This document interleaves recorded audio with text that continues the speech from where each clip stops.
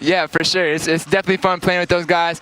I tell people all the time, they make my job a lot easier. I throw some passes super high, and they just go get it. And they're very, very, really good bigs, but also I think something that's underrated about both of them is they're very smart. They know how to get into certain spots, and they just know how to make plays on both ends. So they've been playing really well for us, and we're going to need to continue to keep it from them. Now, Trey, I'm old. From that old school era. I'm a little jealous. I shot some deep threes. It would be like a foot past the three-point line. You were shooting logo threes. Can you just take me through the confidence that you'll be able to shoot that in the strength and accuracy, and how do you practice shooting that deep? It's just work. It's just work. For me, I've trained countless of hours throughout my life, just trying to continue to expand my range. I knew I wasn't going to be the tallest guy in the world, so for me, just being able to expand my range, I knew that was going to be something that helped me along down the road. And for me, just continue put up the repetitions. I always work on it, and for me, I know the proof is in the pudding. So the work is going to show. So it's definitely showing off. Trey, congratulations on this win, and keep shooting those logo threes. Yes, sir. Appreciate y'all. Couple lessons there, Candace Parker. Put in the work and stick with it, and that could go for tonight as well as we welcome folks in for Game Time Live presented by Kia. Grant Hill will rejoin us at some point. I think we're having a 2020-like technical issue with Grant at the moment. It's 2021. He's watching Duke basketball. It's okay. We're on to you, Grant. You're watching right. Duke. That's right. Should be resolved any moment now. But those lessons could apply to this game as well, because Trey had a fairly quiet first half. The Hawks as a team began just 1 of 7 from three-point range. I'm impressed by his game management and the improvement on that, and in just as much as the 30-foot three-pointers that occasionally drop. I'm very impressed with his jump from last year to this year. I know that the talent has changed around him this year, and the expectations have changed as well. When you're entering into your third season, it's no longer okay to just put up gaudy numbers and take an L. Now the expectation is to win, and with that comes learning to manage games. With that comes being more confident in your decision-making with the ball. And you're seeing Trey, obviously, when he walks into the gym, he's in range, and teams know that. And defenses are going to scheme against that. In the first half, the game of basketball is about adjustments. The first half, they were making things difficult for Trey.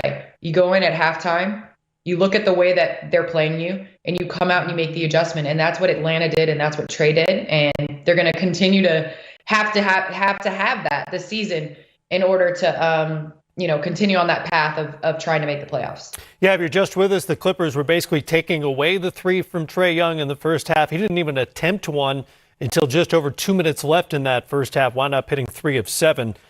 You also have to have teammates who can make shots when you're double teamed, and that happened late in the game. They double teamed Trey, took it out of his hands. It swung a couple of times to Kevin Huerter, who hit a 3 and made it an 8-point game. Yes, it is about making that extra pass. And as you get older and more mature in the game, a lot of the offense, and it still rests on Trey's shoulders, but it also, when you sometimes get your teammates going, then the defense has to collapse and relax and respect them as well, and it makes it easier for you. And to see Huerter, we know he's an amazing shooter. To knock down that 3, I think it was able to kind of open things up for Atlanta. And especially, you're hitting the 3 ball, you're able to get to the paint better, kind of like what affects what, defense or offense? It's the same thing. When you drive the ball, you're going to get better 3-point looks. When you knock it down from outside, you're going to get better shots at the basket. 7th 30-point game of the season for Trey Young. They're 5-2 in those games. Hawks did a lot of good things. I know Kawhi Leonard and Paul George weren't on the floor for the Clippers tonight, so you take advantage of the schedule in front of you. But the Hawks did a number of good things in terms of game management, in terms of eventually hitting shots, because it was a slow start for both teams offensively, and on the defensive end, where they are much improved, vastly improved over last season, including 9 blocks. Well, a lot of people don't take the stat of 19 rebounds for Clint Capella as defense. And to me, in order to close out a possession, you have to get the defensive board.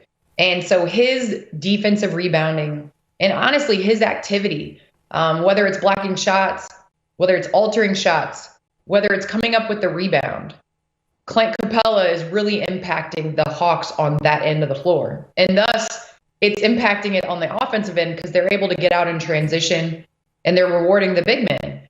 And with that, it is fun to play with a guy like Trae Young that is able to find you on the offensive end. So, yes, the Hawks are doing an outstanding job. Obviously, you can only play the people that are in front of you. Paul George and Kawhi did not play, but the Hawks did not let that affect their level of play. And in fact, they rose their level of play to play against streaking, I would say, Clippers team. Clint Capella, by the way, the first Hawk with 5 straight games of 15 rebounds or more since Dikembe Mutombo. It's been a while since a Hawk had pulled down boards at that kind of rate. No. Yes. Clint Capella. Let's check in on Utah. The Clippers streak is broken at 7. The Utah Jazz have the league's longest win streak at 8. But it's in at least a little bit of danger here early on. The Knicks off to a double-digit lead. And off his old backcourt mate, John Wall, went for 24 in his first game against the Wizards. John, not the prettiest, but a win nonetheless. For the first time this season, the Rockets have won 3 straight. Where have you seen this group progress the most over the last 2 weeks? Man, I think just getting the trades in, getting people that want to be here, committing on both ends of the floor. The third quarter was nasty basketball. We couldn't make shots. We was turning the ball over. We wasn't playing defense. But this is me and Vic's first game. It's probably our first game with all our guys there, except for Christian Woods. I think we only can get better from here. Yeah, this is only my second game after missing 5, so I'm just getting my legs back. But I think it's going to be a lot of fun to be around here. You talk about how it's a total team effort tonight from your starters and your second unit. The team is 7-1 when the bench outscores the opponent's bench. How would you describe the importance of your second unit? Oh, they're big, man. Come on, man. You got DeMarcus Cousins when he's in the second unit, Sterling Brown, Jayshawn Tate, David Nwaba coming with so much energy. You know, you had the main guy, Eric Gordon. I mean, that's one of the best scorers that I've been around. And I feel like he could be a starter on a lot of teams, but for us, he makes that sacrifice. And then you have a 3-headed combo with guards with me, him, and Vic at the end of the game that can score at will and create for each other. We know this was a special game for you after 10 years with the Wizards. A story came out earlier where you said this game was personal and you wanted to show that you're not done. Tonight, 24 points and 5 assists. How were you able to channel those emotions into your game tonight? Oh, just play basketball, man. I love this game. If I didn't get paid for it, I still play the same way. I should have had 30 and probably a couple more assists. I missed too many easy layups. But my adrenaline was going, man. I just feel like those guys, I know I did my things off the court that I apologize for, that I could have been better with. But the love that I have for that community in D.C. and the fans there that love me since for 10 years, I have nothing but love for those guys. But I just feel like their organization thought I was done. No matter how much hard work I put in over the summer, they came and watched me. I thought they thought I was done, and that's why I came out and did what I did. You spent probably the first 5 minutes of that fourth quarter up near the scorer's table. How much were you itching to get back into that game? I was on a minute restriction, so I wasn't happy with that. But I know the doctors are doing what's best for me and our training staff. And I got to continue to keep working hard to add more minutes. But I was just ready to hoop, man. Well, you can hear a little raw emotion in John Wall's voice as he answers the question about what it means to beat the Wizards, who he said thought he was done, Grant. What must that mean? What kind of motivation must that be for John Wall moving forward? Well, it means a lot, Matt. I mean, John Wall is someone who I think loved D.C., loved the Wizards. That was all he's known for his entire NBA career. And obviously, getting hurt and having those setbacks and working hard, fighting to get back and really save your career and get back to the level that he aspires to. I'm sure it was, incredibly damaging and a blow to his pride and his ego. And as athletes, you look for sources of motivation. And so for him, obviously, he said it was personal, but he wants to show and prove that not only to the Wizards fans, but, to all the NBA, that he still has a lot left in the tank. And I think, in addition to Kevin Durant, who, has come out from his injury and been just sensational, Wall, who I think relies more on his athleticism, as Candace said earlier, his speed, getting out in the open court, like that's his game. And he looks really good. I mean, his step, his getting to the rim, turning the corner on folks, being able to absorb contact and finish. You're seeing that from him. And as he continues to put together days, weeks, months of health, I think his basketball will get better and better. And so he's also in an interesting situation. I mean, Houston, you get through the Harden situation. Now they can turn the corner. Gordon starting to find his way. Oladipo, You're seeing these guys are all able to coexist and thrive together. And, they're going to try to make a push here. And, the West is wild and crazy, but right now they're one game out of the playoffs. And they're going to try to, at least I think now, build some momentum as a core group and try to be in that conversation in the playoff picture when it's all said and done. And Candace, he said something else interesting at the top of that interview about guys wanting to be there, as in Houston. This is true for any room you're in life, right? The dynamic changes when people are happy to be there. And certainly it's true in sports as well. What kind of a difference can it make in a locker room, in practice, on a plane, and translate into a game when everybody's simpatico and happy to be part of the same team? Well, there were lots of underlying meanings and shots fired in that conversation and that little snippet. I definitely, my ears perked up when I heard guys wanting to be there. And this is a real thing. Energy is real. Culture is real. Wanting to be there is real. And with that being said, the idea of John Wall coming off an injury and wanting to prove himself again, that might not mean, and I don't think anybody has Houston Rockets competing for a championship this year. So I do think that, it does change the way some guys may approach the season. And saying that in James Harden, he wants to compete for a championship. John Wall, at this point in time, he wants to be in Houston. And that's a good sign. Their goals might not be championship, but it might be making the playoffs. And that is where they're at right now. And so I think that, John Wall is getting his legs back underneath him, like you said. But it is a real thing to see him compete and play. And I'm honestly anxious to know, Grant, what are the emotions going back to play a former team? Because there's got to be a lot of emotions, motivation, and thought going back playing against the team you played for your entire career. Yeah, Candace, you've obviously been with the same team, and that's such a luxury. I think there's a lot of emotions. You want to show, you want to prove to yourself, you want to beat them.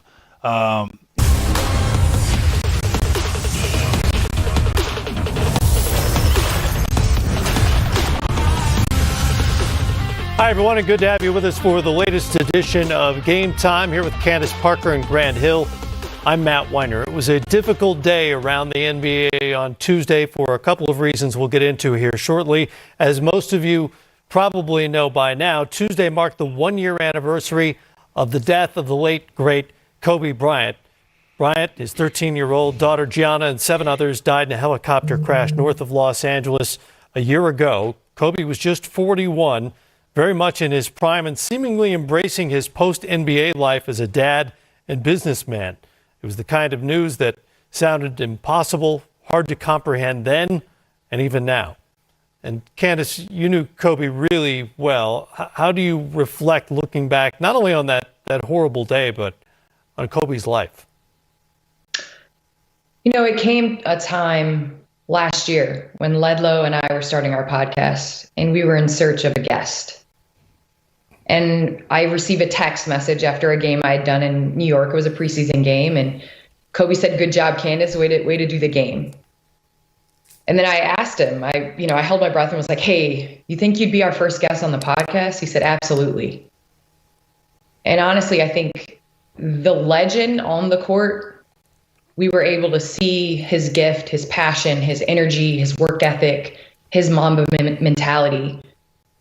But off the court is where he succeeded in my eyes the most in terms of just his growth, his ability to do better, his constant seeking of perfection, knowing that it's not going to be perfect, but constantly seeking it. And that's not just as a basketball player, but as a father, as a husband, as a mentor. And so I think we've seen the impact of his imprint he's left on this world through the game of basketball. But in women's basketball in particular, I know the NBA had him for 20 years, but women's basketball, he was ours for the last 3-4 years. And even before that, I remember talking to him about, as a women's basketball player, and he'd be like, "Why do you keep saying women's basketball player? You're a basketball player. You're a baller. That's what you do."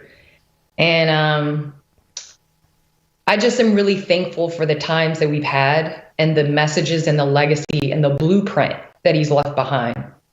because there's not a lot of individuals that can leave an entire blueprint of what his intentions of doing. And I just think all of us need to carry that on. And my thoughts and prayers are with Vanessa and the girls. We love you so much, and we'll always be here for you. And Kobe's impact was far greater than the sum of his resume, Grant, and more far-flung as well. Perhaps in part because of his own international background growing up in Italy, perhaps because he came about as a star in the internet age when folks all around the globe could see him. He was an enormous international star. What do you think his ultimate impact on the game was? Well, Matt, you said it best. I mean, he was a star. He was a star before he was a star. I mean, I remember, meeting him in high school, his senior year, and then watching him come into the league. And before he was, able to ascend to these incredible heights, he had that it quality. He had that, you wanted to watch him, and you knew that he had something special. And of course, he delivered. And, just incredible. I mean, Candace said it best. He had a blueprint. He was focused. He was, a lot of people say they want to be great. They want to be an MVP. They want to be the best. But not everyone is willing to put in the work and the sacrifice and the commitment that's necessary to do just that. And Kobe, at such a young age, knew exactly what he wanted. And he was very thoughtful. He was very intentional, very deliberate in terms of how he went about that.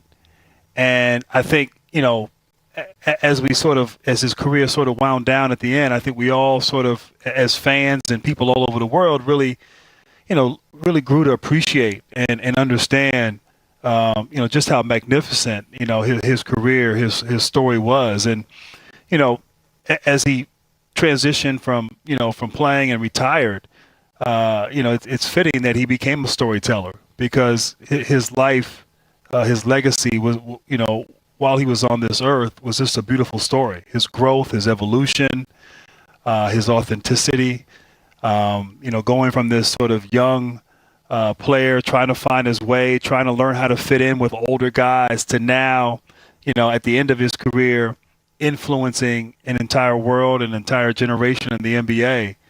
And so, there's so much to admire about, the player, the man, the business person, the family that he built together. And, we're all just terribly saddened and still just in disbelief that, the great Kobe Bryant is no longer with us. But he's still within our hearts. He's in our minds because of the great work that he did. There are so many poignant tributes to Kobe Bryant, and as many of us were remembering where we were a year ago when we learned of that tragic news, a lot of us here at NBA TV were taking a punch to the gut with the news that our colleague and friend Sekou Smith has passed away as well. Sekou joined NBA.com in 2009. Of course, you've seen and heard and read him over the years on the Hang Time podcast, his MVP ladder, essays, interviews, analysis here on NBA TV. Guys, he was a journalist, skeptical, endearingly cranky, always passionate about the subject matter he loved, those sports. And more importantly, a devoted husband and father, a great friend to so many of us here and around the basketball, sports, and media spheres. And Grant, it's just a very tough blow for us and more importantly, for his family. Yeah, man, Matt, just a tough day that got worse and certainly very heavy. Someone, as you said, close to not just us, at the Warner Media NBA TVA family, but just throughout the entire NBA family. Sekou had substance. He was credible. He had integrity, character. As you said, he was a pro in so many ways. And, just an incredible human being. And it was a pleasure to know him. It was a pleasure to work with him. I enjoyed and missed the conversations, the discussions, the time in the green room as we would talk about current events in the NBA. And he touched a lot of people with not just his talents as a writer, as an analyst, as a broadcaster, but as a human being. And just a tough day. Like you said, our thoughts and prayers are with his family during this incredibly difficult time. But we all that was a punch to the gut right there, and just a sad day. The entire NBA family, the entire sporting world, lost a good one there in Sekou Smith. And Candace, it was about 6 weeks ago or so, before our makeup artists here in Atlanta were allowed to come in because of the protocols, that I found myself giving Sekou a very rudimentary makeup tutorial because he'd never done it before, and I'd worked in local news and I know something, I guess. And it was absurd and ridiculous, and I'll remember it forever because it was fun, because it was Sekou. And when Sekou was in the room, you could have a great conversation and a good time on just about any topic.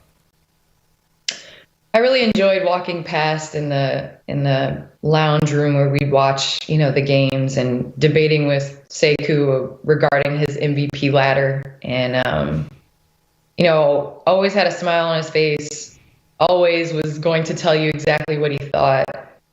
But I remember when I first got to Turner and just the atmosphere, the family-like atmosphere. And, you become an extended family, especially in times like this. And I think just letting his family know, his family, his friends, and everybody that knows, that knew him, just that, we have to lean on each other and be there, because he always provided a smile for me. And in times when, sometimes I didn't feel like smiling. And so I'm thankful for those times. And within the last 3 weeks, I was just on his podcast, and with the ability to talk about basketball, but also other topics. And he was always interested in the women's game and what was going on in the WNBA. He would always ask me, what do you think about this team or this player? And so the basketball world and beyond is going to definitely miss him. It is a massive loss for us professionally and personally as well. Sekou Smith was just 48 years of age. Our heartfelt condolences to his wife, Heather, and their 3 kids.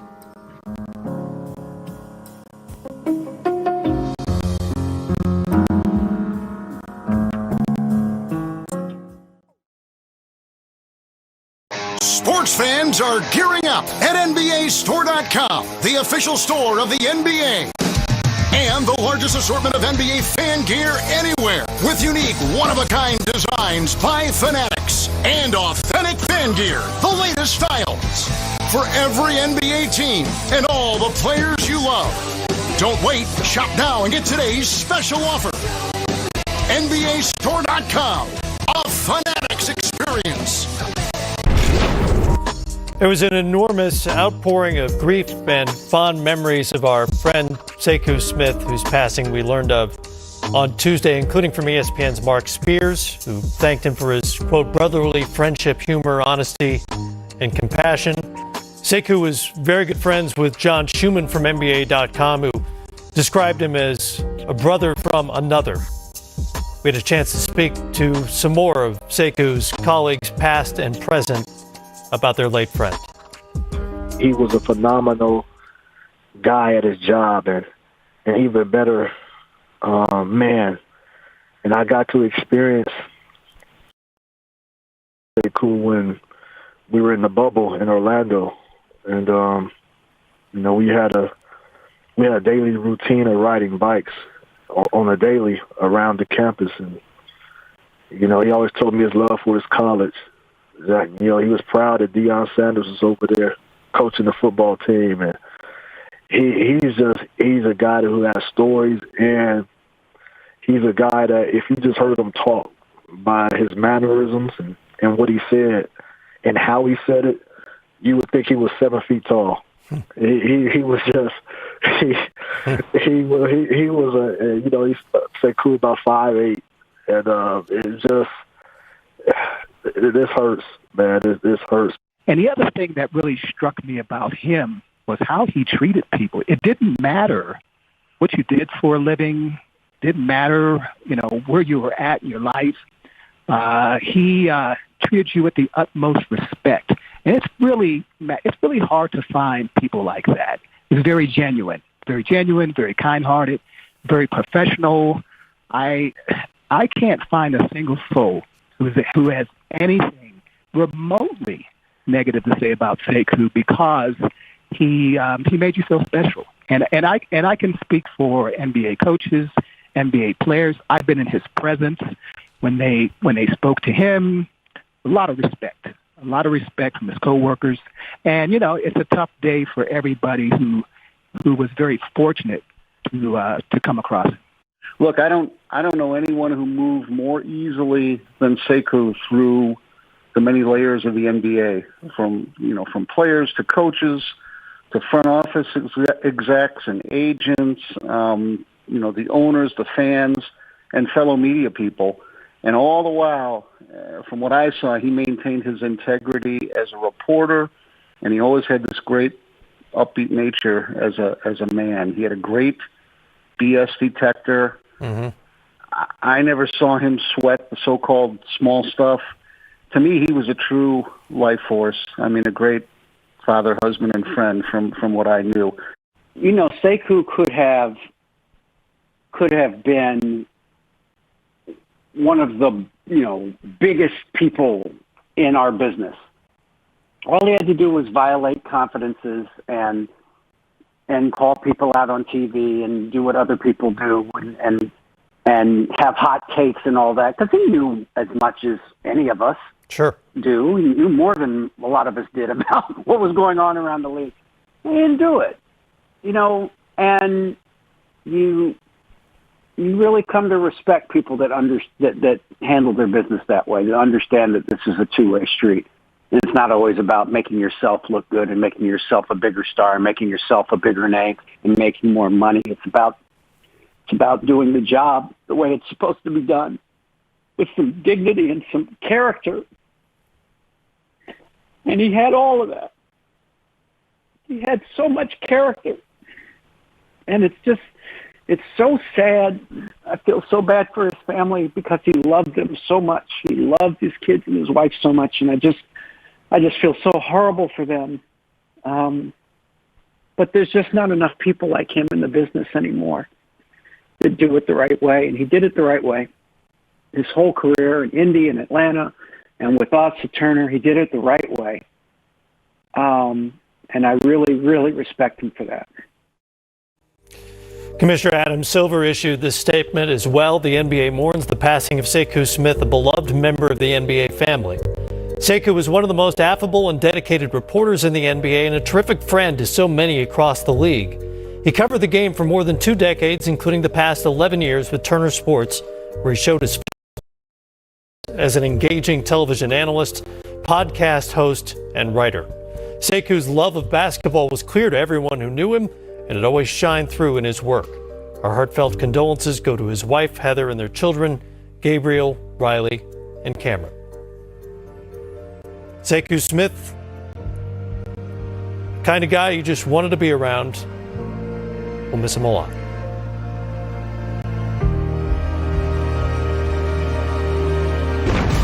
Knicks wrapping up a 4-game trip out west and trying to end the Jazz's 8-game win streak, longest in the league right now.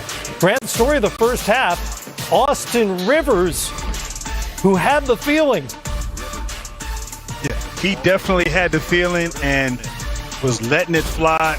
On fire, Matt, in Utah for Mr. Rivers downtown, knocking in everything he put up. He was a perfect 10 of 10 in the first half for 25 points. And should have quit right there because he was 0-4 in the second half and finished with 25 points. But the Knicks with a 12-point lead at the half. Here come the Jazz. Rudy Gobert handoff to Mike Conley. Corner 3 is good. This is what Utah does really well.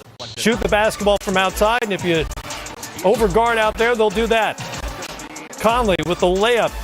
Knicks lead shrinking. Jordan Clarkson, no. Gobert, yeah. And then on the break, it's Clarkson to Gobert, who went for 18 and 19. Granted, it's a 24-5 run. Yeah, Utah so experienced, great pass and catch and finish. 24 assists for the game. As you see, sharing the basketball is what Utah does best. And they're not done. Royce O'Neal, look at the moves. O'Neal with a career high 20. As the Jazz pull away, they outscored the Knicks by 27 in the second half, and they end up winning at 108-94. They have now won 9 in a row.